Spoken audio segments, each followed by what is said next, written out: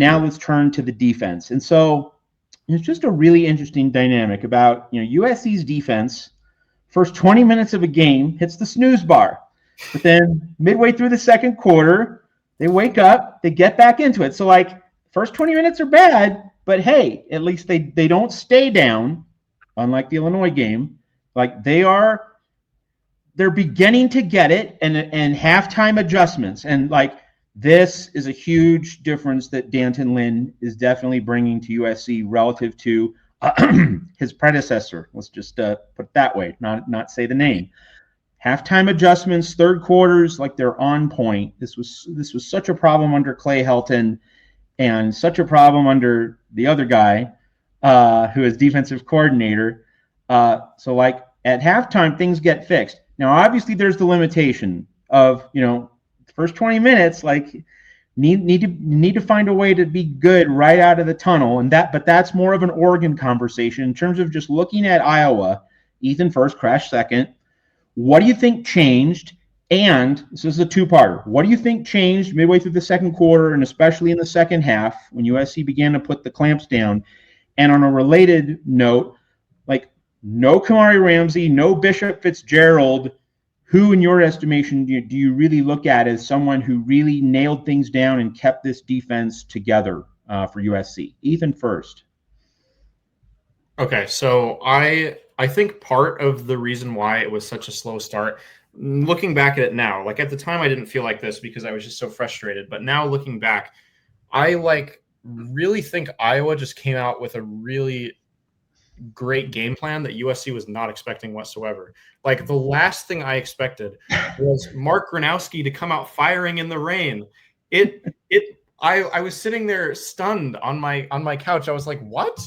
I mean, it was smart because USC secondary has obviously been the weakness of their defense generally throughout most of the season. It's improved a lot in recent weeks, and they've learned how to play against, inferior quarterbacks, obviously. But I was just not what I was expecting. Kirk Ferentz is just he sticks to his guns so much more than any other coach maybe in the entire country. I was they're going to run and run and run and run and run and try to run us down. Because it wasn't like Iowa wasn't running the football either. They averaged 5.5 yards a carry in this game. It wasn't super consistent, and USC did a good job at getting off the field at critical moments and stuff like that. But it was just entirely unexpected. So I think that caught them a little off guard. Mark Gronowski obviously has some talent.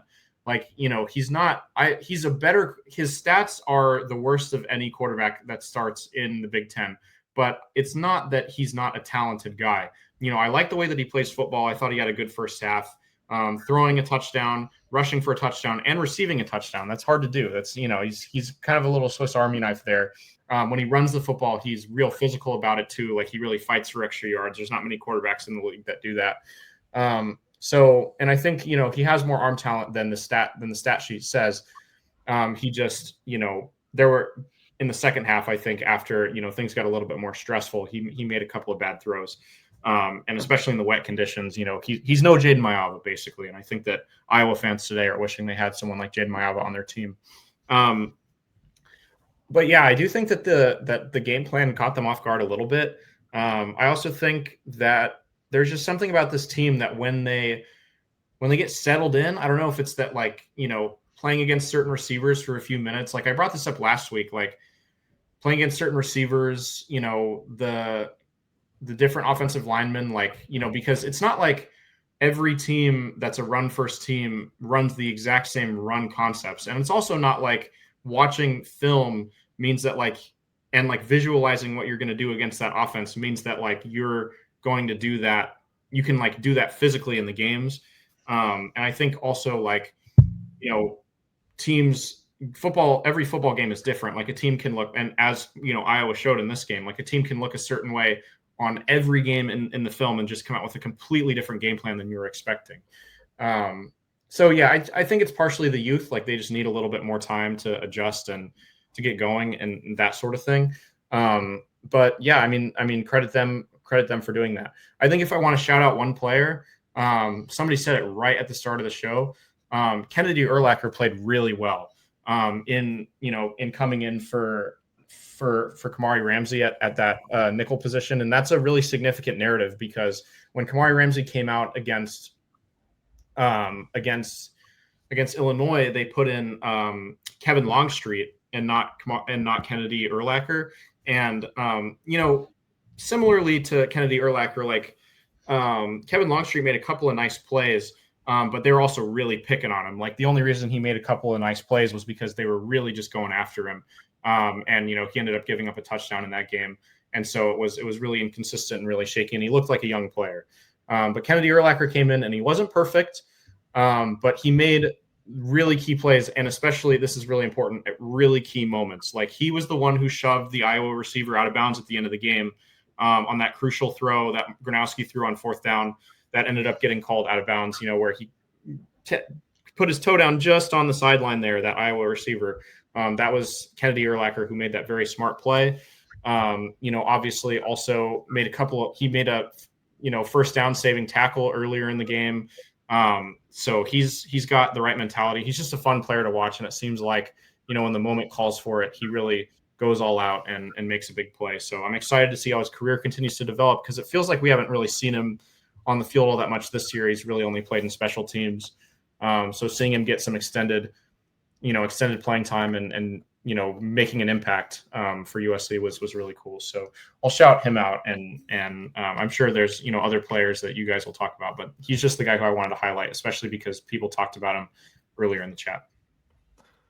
For sure, I think what struck out to me about just how Iowa opened the game offensively, and we talked about it, Matt, on Tuesday, was we were kind of like, and we mentioned earlier in the show, like I was going to run the ball a bunch, then maybe once while I'll just throw it deep and try to catch a team off guard.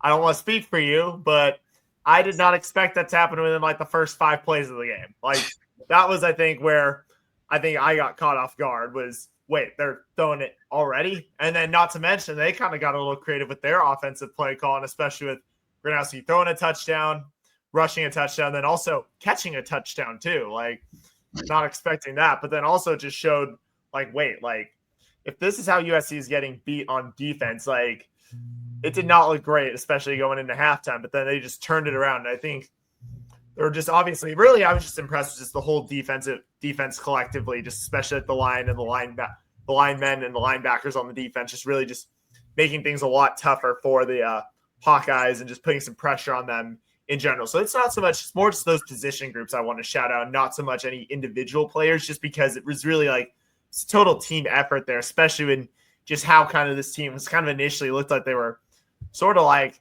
completely out of their depth, kind of like going like looking like they maybe didn't even like look like they could handle an offensive Iowa's caliber. And then the fact that they were able to just kind of flip a switch, make some of those halftime adjustments. Certainly, obviously, it's not to say, like you said, Ethan, I think obviously Kennedy Urlacher coming in for Kamari Ramsey was certainly huge, especially when you just look at how critical Ramsey's been, just as kind of the guy who knows how Danton Lynn schemes, how Danton Lynn calls a defense.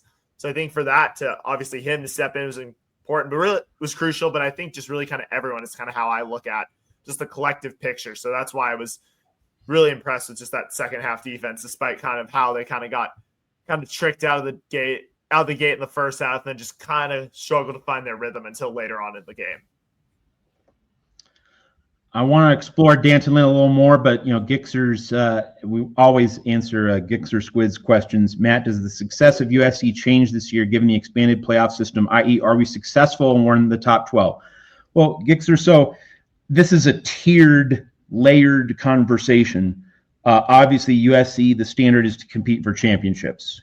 What Pete Carroll did, basically. But like the floor is supposed to be the top 12. Like with 12 teams in the playoff instead of 4, USC should be regularly getting into the playoff. So that's the marker there. And so, we'll talk a lot about Oregon on Tuesday, because that game is basically, USC's season in terms of getting into the playoff. But what I wrote at Trojans Wire, and this goes back to the Iowa conversation, is like, I now have belief that in 2026, the pieces can really come together for USC.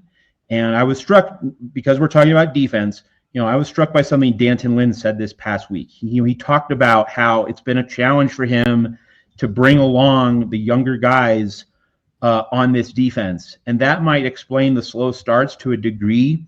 But coaching is teaching, and like it's not an automatic thing. You can't just saying words. Every coach is saying the same words. That doesn't mean you're going to get the results. Like there's a specific way of communicating to, relating to each player, and it's a challenge, and it's an organic, evolving thing. And so just because you teach certain concepts on a general level, that doesn't mean the players are going to instantly grasp it. Like you have to, it's like a Rubik's Cube. You have to keep working it, get the right alignment, get the right focus. And it's been a challenge for D'Anton Lynn. But, when we see how resilient and how coachable these players have been in November, like it really feels like this applies to just about any team sport. They're not quite there, but you see that late season growth and development, and it does suggest like the following season is going to be when everything comes together, the light goes on. There will be kind of an instant recognition, in early September. It's not going to take 2.5 months for guys to grasp concepts. Like this feels like that late season evolution that makes me excited, not so much for now, but that's what we'll talk about Tuesday with Oregon. It makes me really excited for 2026 that, maybe this really can come together. I think that Iowa was a big step forward for D'Anton Lynn. Ethan, your perspective on this, and then Crash. Yeah, I mean, I think what D'Anton Lynn said is accurate. I mean, I think, we've been really hard on the defense this year because of its youth. And I think that, we've been really hard on the defense this year despite its youth. And I think that, that's not necessarily a bad thing. I think that, at USC we have standards, and that's, you can't like talk fans out of their standards, obviously. And you can't talk, especially USC people, and if our youth is still, I think on defense is still a failure on some levels. I think that there's some positions that we should have recruited a little bit more heavily in the transfer portal. I've talked about this a little bit here and there in my articles at Trojans Wire. I really think that we should have really hammered the portal, looking for another veteran corner and probably another linebacker that had a little bit more experience under their belts. But obviously the trade-off now is that, some of these young players have now played a full season and they're getting better. And that upward trajectory, like you said, makes you really excited for next season.